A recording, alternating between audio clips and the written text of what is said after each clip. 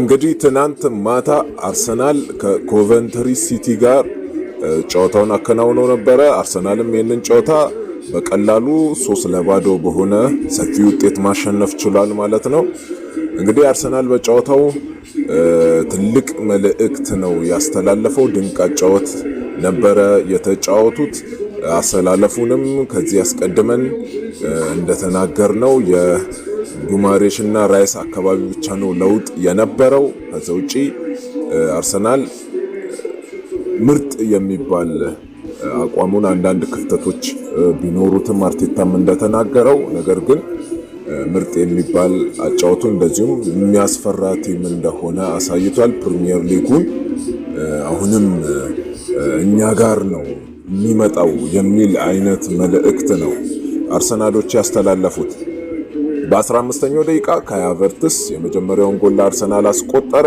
በ23ኛው ደቂቃ ደግሞ ቡካዮ ሳካ ሁለተኛውን ጎል አስቆጥሯል። እንግዲህ ቡካዮ ሳካ እንደምናውቀው ባለፈው አመት በጉዳት አርሰናልን ብዙ ያላገለገለ ተጫዋች ነው። ከጉዳቱም የተነሳ ደግሞ ብዙ ከዛ በኋላ ማገገም አልቻለም ነበረ ቡካዮ ሳካ።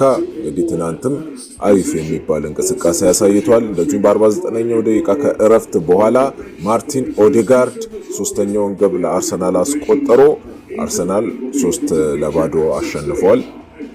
እንግዲህ ሶስቱም ተጫዋቾች በጨዋታው የአርሰናልን የማጥቃት ጥራት አሳይተውናል። በተለይ ኦዴጋርድ ከባድ የሆነውን የባለፈውን የውድድር ዘመን ወቅት በመተው በመርሳት ዘንድሮ ደግሞ በጣም የተሻሻለውን ኦዴጋርድ በመጀመሪያው ጨዋታ አሳይቶናል ማለት ነው። እንግዲህ ማይክል አርቴታ በአጠቃላይ በቡድኑ አፈጻጸም በጣም እንደተደሰተ ገልጿል። ቡድኑ ከመጀመሪያው ደቂቃ ጀምሮ ኳስ ተቆጣጥሮ እንደተጫወተ፣ ተጫዋቾቹን በጥሩ ሁኔታ እርስ በርሳቸው ተግባብተው እንደተጫወቱ አስተያየቱን ሰጥቷል።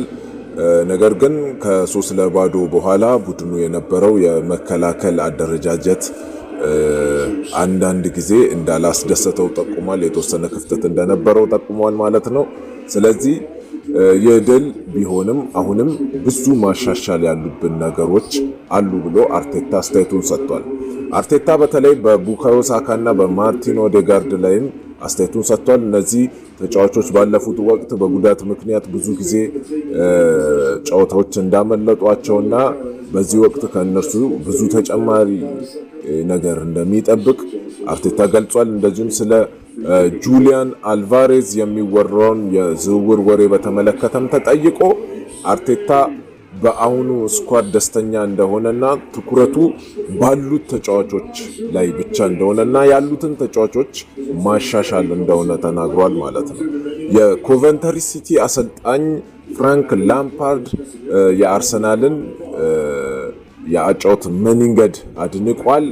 እንደዚሁም ደግሞ ጨዋታው ለተጫዋቾቹ ትልቅ ትምህርት ይዞ እንደመጣ ገልጾ አርሰናል እንደ ሻምፒዮን ቡድን እንደ ፕሪሚየር ሊግ ሻምፒዮን ያለፈው አመት ሻምፒዮን ቡድን ነው የተጫወተው ብሎ አስተያየቱን ሰጥቷል።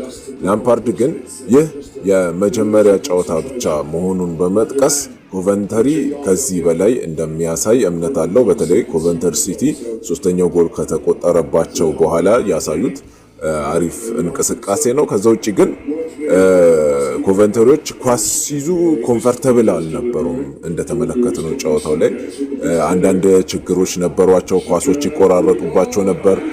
ብዙ ስህተቶችን ይሰሩ ነበረ። እናም በዚህ ምክንያት ጨዋታው ላይ ብዙ 3 የሚያህል ጎል እንደተቆጠረባቸው አይተናል። ነገር ግን ሶስተኛው ጎል ከተቆጠረ በኋላ የተወሰነ አሪፍ የሚባለውን ኮቨንተሪ አይተናል ማለት ነው። ከዚህ በኋላ መሻሻል አለባቸው እና በዚህ መቀጠል የለባቸውም። እንደ መጀመሪያ ጨዋታቸው ፕሪሚየር ሊግ ላይ ከ25 ዓመት በኋላ መጥተው የመጀመሪያ ጨዋታ እንደማድረጋቸው ከሻምፒዮንሺፕ የመጡ ቡድን እንደመሆናቸው ይህ እንደዚህ ብለን አስተያየት በመጀመሪያው ጨዋታ ላይ መስጠት አንችልም። ነገር ግን ማሻሻል አለባቸው፣ ብዙ ማሻሻል ያለባቸው። ምክንያቱም ይህ ፕሪሚየር ሊግ ነው። እና ፕሪሚየር ሊግ ላይ ብዙ መቆየት የሚፈልጉ ከሆነ ከዚህ በላይ እጅግ በጣም ተሻሽለው መቅረብ ይገባቸዋል ማለት ነው። ምክንያቱም አርሰናል በቀላሉ አቅልለው ነበረ ሲጫወቱ የነበረው ጨዋታውን እና ያንን አይተናል። ፕሪሚየር ሊጉ ላይ በጣም ብዙ ፕረስ አለ። አርሰናል ደግሞ እንደሚታወቀው ከባድ ፕረስ ከሚያደርጉ ቡድኖች መካከል አንዱ አርሰናል ነው እና ኃይለኛ ፕረስ ነው አርሰናል ጋር ያለው እና በዚህ ጨዋታ ምንም ማለት እንደ መጀመሪያው ጨዋታ ባይቻልም ነገር ግን ብዙ ማሻሻል እንደሚጠበቅባቸው ፕሪሚየር ሊግ ውስጥ እንደመሆናቸው ያንን አይተናል። አርሰናልም ደግሞ እንግዲህ ብዙ የስኳድ ዴፕዝ ጥልቀት አላቸው ለቻምፒዮንስ ሊግ እንደዚሁም ደግሞ ለሌሎቹም ጨዋታዎች በጣም ይጠቅመዋል። ተጫዋቾች እርስ በርሳቸው እየተቀያየሩ እንዲጫወቱ የሚረዳ ነው የሚሆነው። በዛ ላይ ደግሞ እጅግ በጣም ኳሊቲ የሆነ ጥራት ነው ያላቸውና በዛ ምክንያት ይህንን ነገር አርሰናል ከዚህ በኋላ ያሉትን ጨዋታዎች እንግዲህ እንደ ኮቨንተሪ አይነት ተጋጣሚዎች አይደሉም የሚመጡት እና በጣም ራሱን ከዚህ የበለጠ መስራት እንዳለበት ግን ለመጀመሪያ 3 ነጥብ አግኝቷል ከ3 ንጹህ ጎል ጋር ማለት ነው።